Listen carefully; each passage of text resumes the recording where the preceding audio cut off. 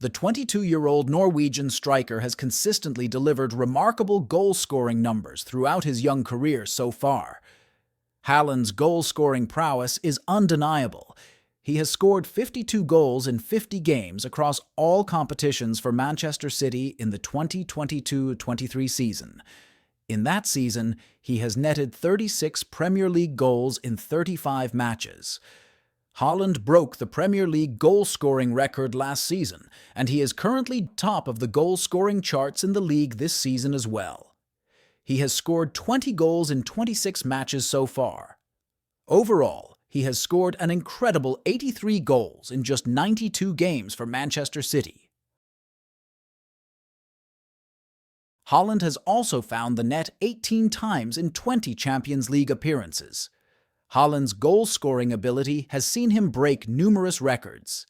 He is the fastest player to reach 50 goals in the Bundesliga, doing so in just 50 games. He scored 13 goals in his first 15 Bundesliga matches for Borussia Dortmund. Erling Haaland is known for his explosive pace and power, which has made him a dominant striker at previous clubs. There has been some debate around whether Erling Haaland, Manchester City's star striker, has struggled to perform in big, high-pressure matches. While Haaland has an incredible overall goal-scoring record, there are concerns that he has not always delivered when it matters most against top opposition. Some argue that his game is too narrowly focused on just finding the back of the net. In the biggest matches, when the opposition is at its strongest, Haaland is sometimes accused of not getting as involved in the build-up play and general team play as other world-class strikers might. Another common critique is that Haaland can struggle when facing well-organized, disciplined defensive setups in big matches. Teams that are able to limit the space and chances he gets may be able to minimize his impact, even if he still manages to find the net. The Real Madrid stars, Bellingham, Camavinga, and Tchouaméni, recently engaged in a debate over whether Kylian Mbappé or Erling Haaland is the better player. Social media censored a video where the three players discussed this topic, with Bellingham siding with Haaland and Camavinga and Tchouaméni mentioning Mbappé. One recent example is Haaland's performance in Manchester City's 0-0 draw against Arsenal in the Premier League.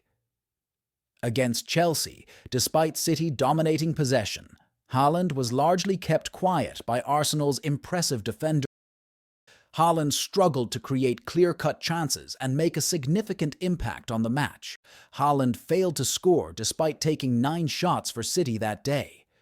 However, it's not just in that match, but overall in the current season, Haaland has missed out on many goal-scoring opportunities. Erling Haaland has missed 30 big chances in the current Premier League season, and he is at the top of this unwanted list. Haaland has scored only 1 goal in 6 matches against the other 3 teams in the top 4, Liverpool, Arsenal, and Aston Villa. In his last 7 games, Erling Haaland has managed to score only 3 goals, and he was unable to score in both legs of Manchester City's Champions League quarter-final exit against Real Madrid. Haaland was largely nullified by the Madrid defense, particularly by centre-back Antonio Rudiger. Over the 2 matches, Haaland managed just 2 shots on target and lost possession 14 times. Pep Guardiola acknowledged that it was not easy for Haaland against Real Madrid's tactics, with the Spanish manager stating that the way Madrid set up stifled the Norwegians' play. Real boss Carlo Ancelotti was also pleased with how his team defended against the prolific striker, with Rudiger in particular doing an excellent job of marking Haaland. This was not the first time Haaland has struggled against Real Madrid. In fact, he has never scored against the Spanish giants in his career, despite his incredible goal-scoring exploits elsewhere. Some critics have argued that Haaland's style of play, which relies on fast counter-attacks to overwhelm defenses, can be less effective against well-organized top teams that are able to limit his space. Keane stated that, in front of goal, he's the best in the world, but his general play for such a player, it is so poor. Not just today, he has to improve that. He's almost like a League Two player. That's the way I look at him. His general play has to improve. It will do over the next few years. He's a brilliant striker, but he has to prove his overall game.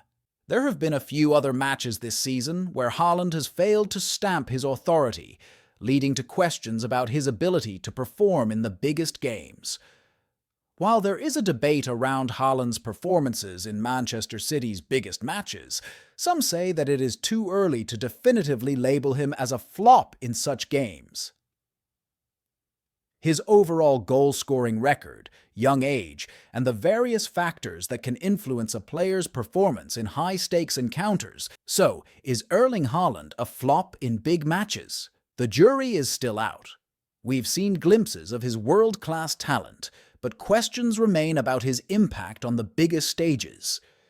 Maybe it's a matter of adjusting to a new system. Only time will tell if Haaland can silence the doubters and become the ultimate big-game performer. But one thing's for sure, his journey will be fascinating to watch.